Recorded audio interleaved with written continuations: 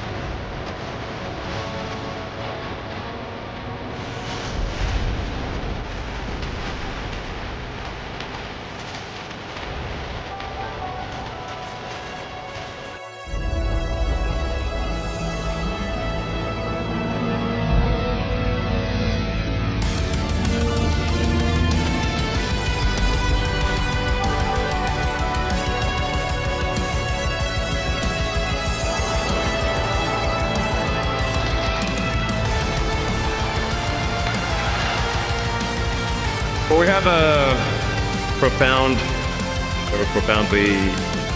important announcement to make, which is the most epic chip-building exercise in history by far.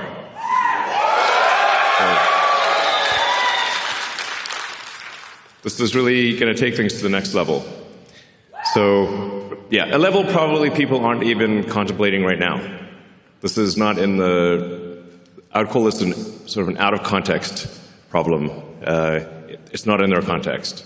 So we're going to adjust the context by a few orders of magnitude here. Let's see. It's a joint effort. I'm pressing the button. But the button's not working. Oh, there we go. Okay. So, yeah, we aspire to be a galactic civilization. So I think the future that everyone, well, most people, I think, would agree is the most exciting is one where we are out there among the stars, where we are not forever confined to one planet, that we become a multi-planet species, like the best science fiction that you've ever read. You know, Star Trek, or Ian Banks, or Asimov, or Heinlein. And we want to make that real. Yeah, not just fiction. Turn science fiction to science fact. That's the glorious, exciting future that I certainly look forward to.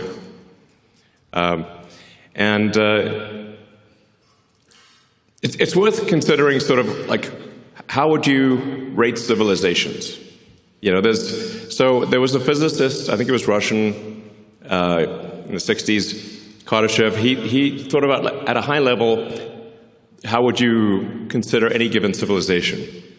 And he said, well, if you're type 1, you're using most of the energy of your planet.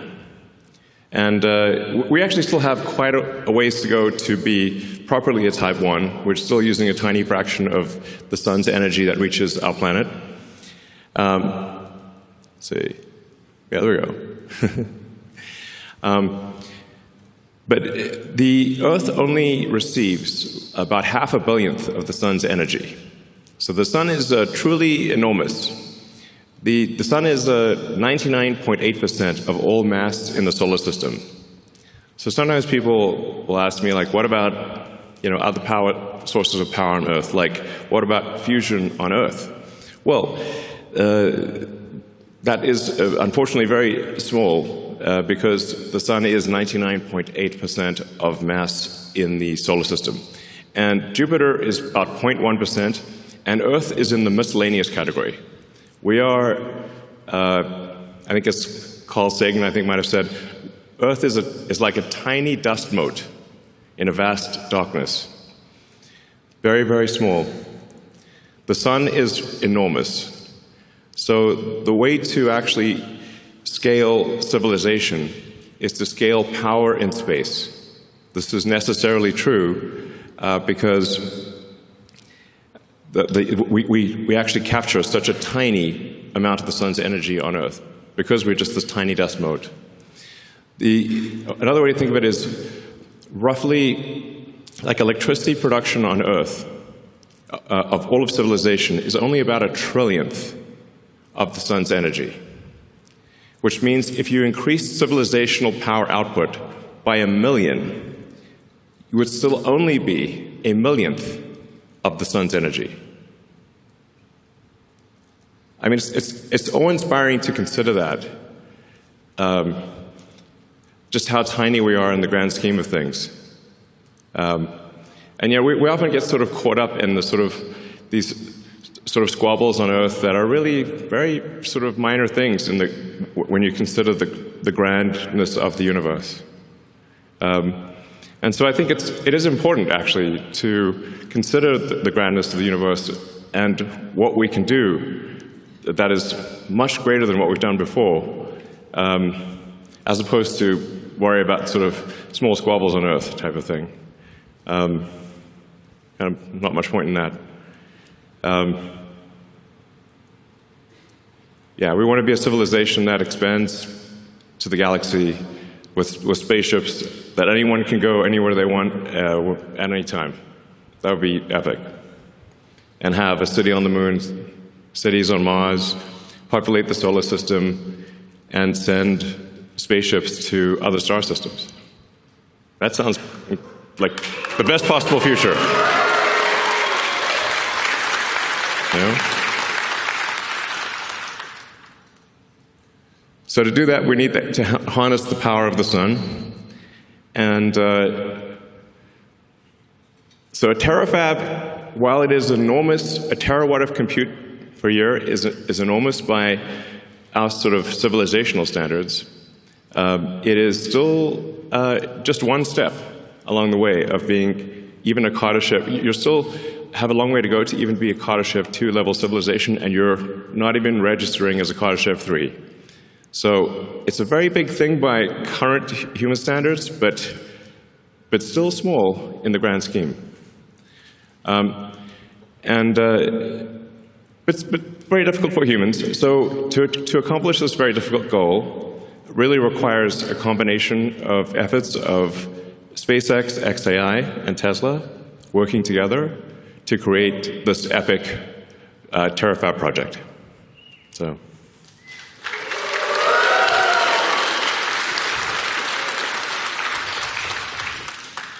And Tesla and XAI and SpaceX have all done amazing things that people did not think would be done before. So there's the Giga Texas fab here. There's the Optimus robot that's being built. There's a global supercharging network. There's really quite a lot. And it wasn't that long ago when people thought electric cars wouldn't amount to anything. And there were basically no electric cars for sale when Tesla started. And people said it was impossible, and now Tesla's making 2 million electric cars a year. Yeah.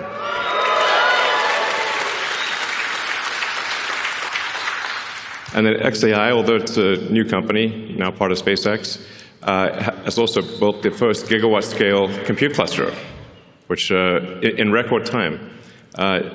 Jensen Huang from NVIDIA said he'd never seen anything built so fast in his life before. So a great compliment from NVIDIA. And then SpaceX, well, I guess you can read it for yourself. Well, you already know. I mean, the reusable rockets, people said that reusable rockets weren't possible, and even if you did do them, they wouldn't be economically feasible. So we did them, and then we made them economically feasible. And now we've landed over 500 times. And then we did the Falcon Heavy, and now we're doing Starship. And Starship is a critical piece of the puzzle, because in order to scale compute and scale power, you have to go to space, which means that you need massive payload to space. And Starship will enable that. So this gives you sort of just a sense of scale. We've got Optimus there, Optimus for scale. Optimus is about 5'11", so it gives you a sense of the size of the Starship V3 rocket. Starship V4 will be much longer, actually. The Starship V4 will make Starship V3 look kind of short. So we'll expand with Starship V3 to 200 tons of payload to orbit, from 100 tons with V3. And then you can see that that's just a rough approximation of the mini version of the AI sat. So that's roughly 100 kilowatts. It's showing the solar panels and the radiator to scale. So for some reason, there's been a bizarre debate about radiators in space. It's safe to say SpaceX knows how to do heat rejection in space with 10,000 satellites in orbit.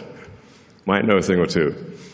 So you can see the radiator is actually quite small relative to the solar panels. And we call that the mini-sat, since that's just 100 kilowatts. We expect future satellites to probably go to the megawatt range. Yeah.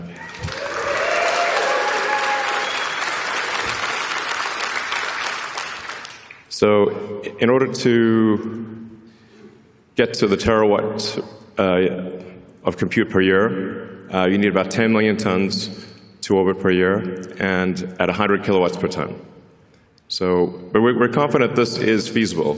Like, no new physics or impossible things are required to get there. So I'm confident, actually, that SpaceX will get to 10 million tons to orbit per year.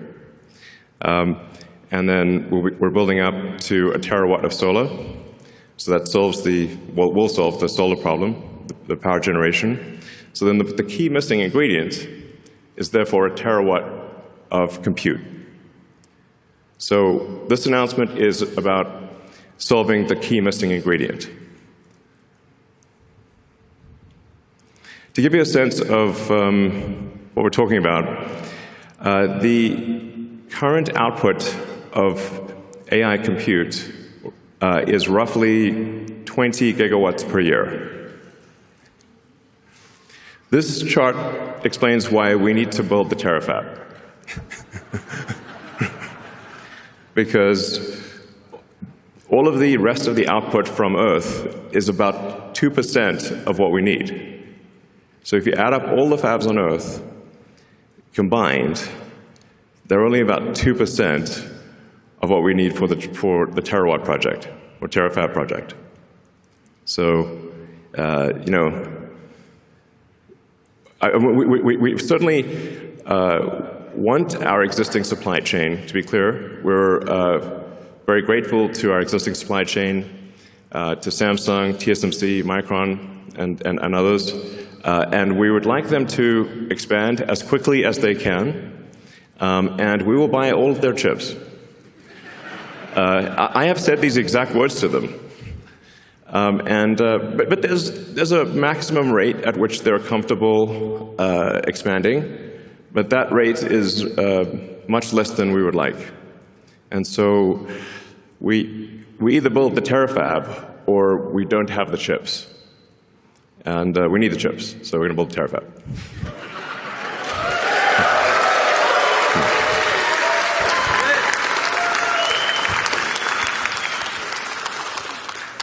And we're starting off with an advanced technology fab here in Austin. I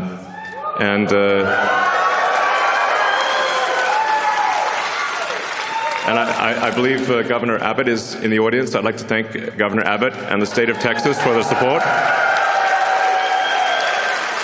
All right.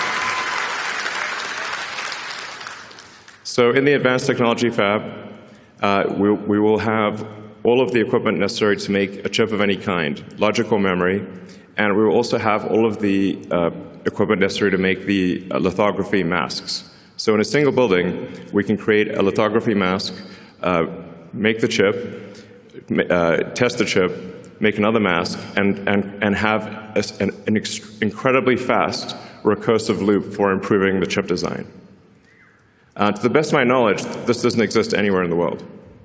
where you've got everything necessary to build logic, memory, and do packaging, and test it, and then do the masks, improve the masks, and just keep looping it. So, and we're not just going to do conventional compute in this. I think there's some very interesting new physics that is potentially, that actually I'm confident will work. It's just a question of when. So this is we're really going to push the limit of physics in compute. And we're going to try a bunch of wild and crazy things, which you can do if you've got that fast iteration loop. That I can't emphasize enough the importance of being able to make a chip, test it, and then change the design, do another one, and have that in a single building. I think that our recursive improvement with that situation is probably an order of magnitude better than anything else in the world. Yeah.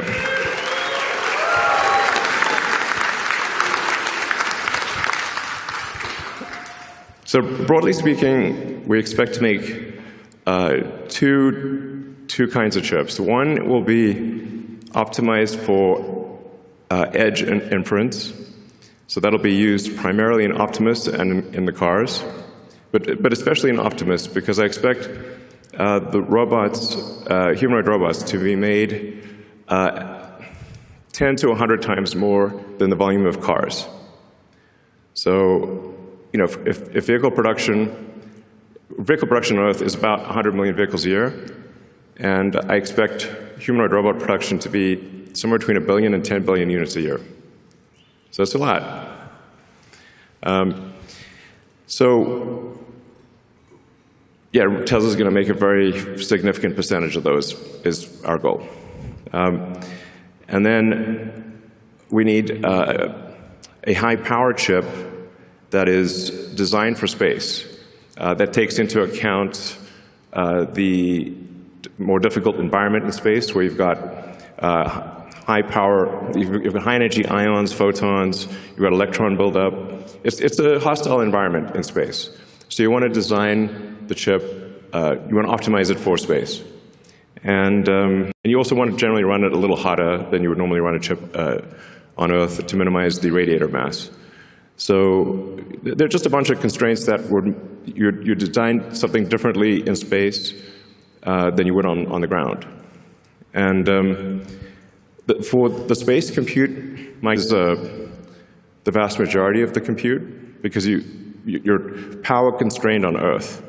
That's why I think it's probably 100 to 200 gigawatts a year of terrestrial chips, and probably on the order of a terawatt of chips in space, just because of power constraints on the ground. That's probably how it ends up. Space has this advantage that it's always sunny. It's very nice. I actually think that the cost of AI and deploying AI in space will drop below the cost of terrestrial AI much sooner than most people expect. I think it may be only 2 or 3 years before it is actually lower cost to send AI chips to space than it is on the ground. Because in space, you don't need much in the way of batteries, because of it's always sunny. And the solar power, you're going to get at least 5 or more times the solar power you get in space versus the ground, because you don't have atmospheric attenuation or a day-night cycle or seasonality. And you're always normal to the sun. So you're really maximizing the solar power at that point. And the space solar actually costs less than terrestrial solar, because you don't need heavy glass or framing to protect it from extreme weather events. So as soon as the cost to orbit drops to a low number, it immediately makes extremely compelling sense to put AI in space. It becomes a no-brainer, basically. Moreover, as you go to space, you get increased economies of scale, and things get easier over time, whereas as you try to put more and more power on the ground, you run out of space. And you start using up the easy spots, and then you get next level NIMBY. Nobody wants the thing in their backyard. So actually increasing power on Earth becomes harder over time and more expensive over time, but in space it becomes actually cheaper and easier over time. These are very important points. So.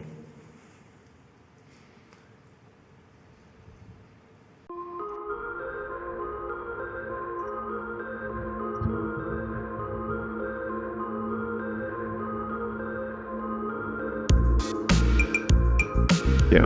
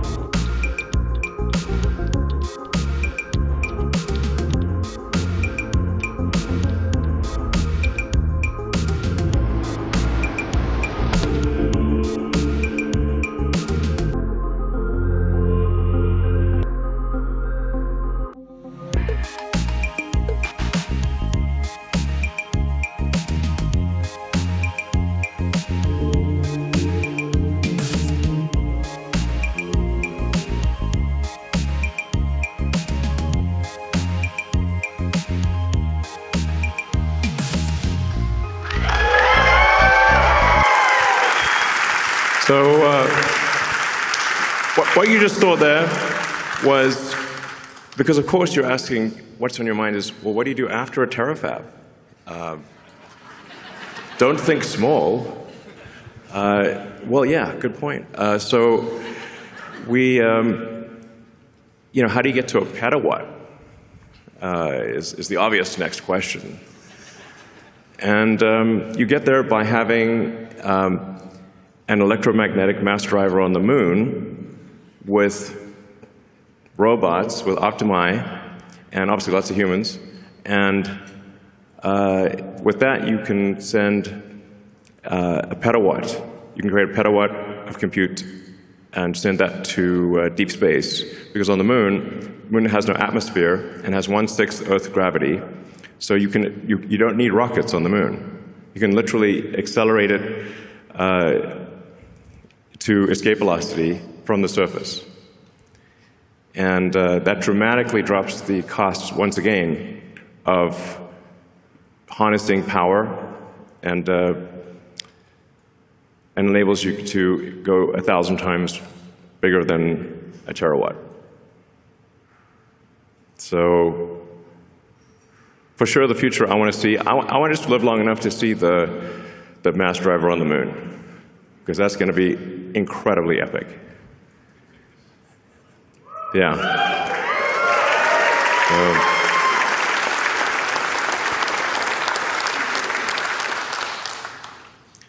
That should hopefully get us to 1/millionth of the sun's energy, at least. Humbling to think about that. But 1/millionth of the sun's energy would be 1,000,000 times bigger than Earth's economy, so it's good from that perspective.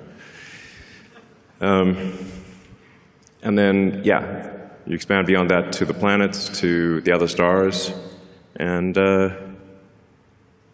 create the most exciting possible future that I can imagine. So.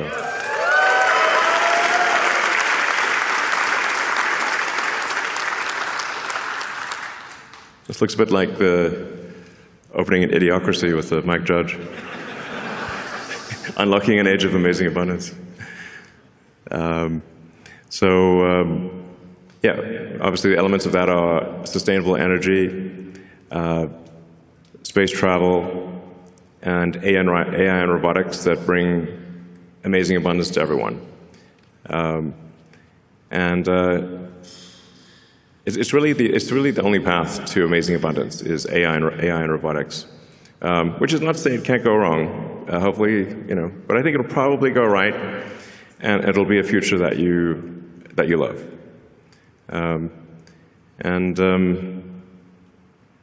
It's the best future I can think of, at least.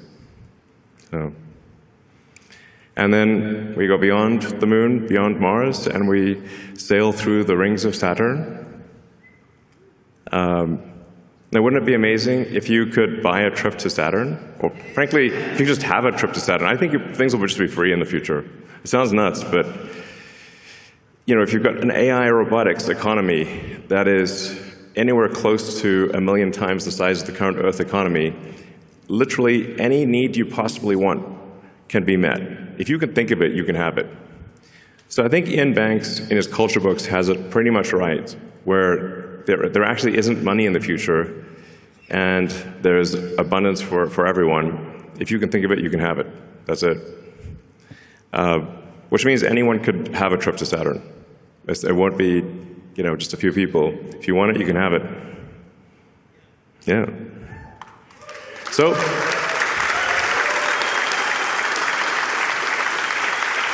yeah, join us on this journey, and help us design incredible chips and make incredible chips and build a terawatt of chips, a terawatt of solar, and 10 million tons to orbit per year. Thank you.